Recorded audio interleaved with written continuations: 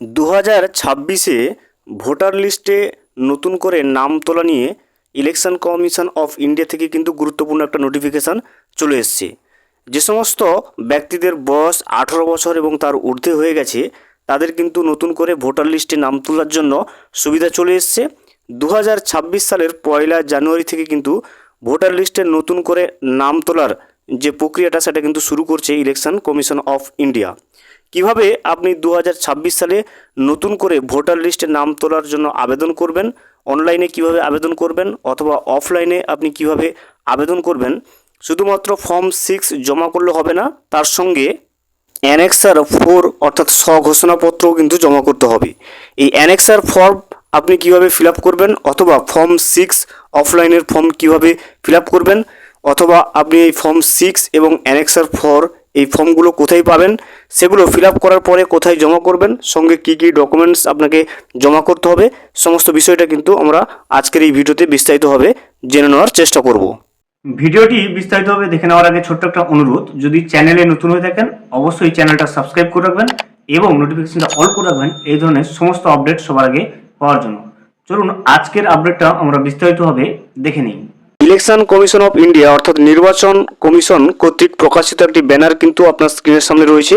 দেখুন, নতুন ভোটার হিসেবে নাম নথিভুক্ত করুন।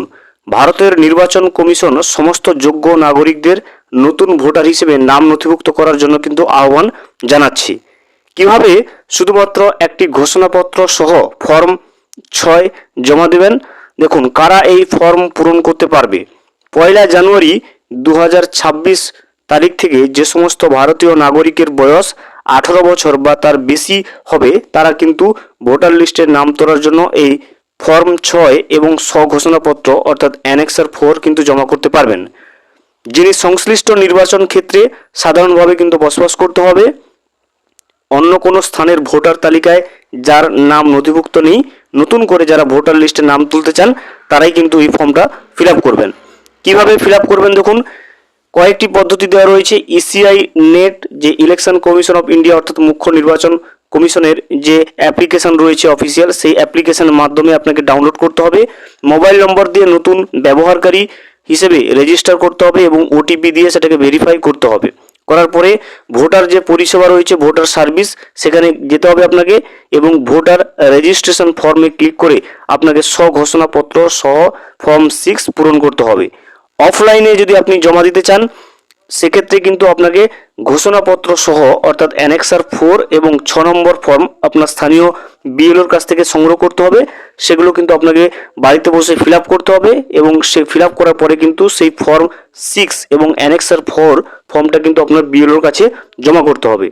এই ফর্ম 6 এবং অ্যানেক্সার 4 কিভাবে আপনি ফিল আপ করবেন সে বিষয়ে কিন্তু ভিডিও অলরেডি আই বাটনে দেওয়া থাকবে, আপনি চাইলে কিন্তু দেখে নিতে পারবেন কিভাবে এই ফর্মগুলো ফিল আপ করবেন।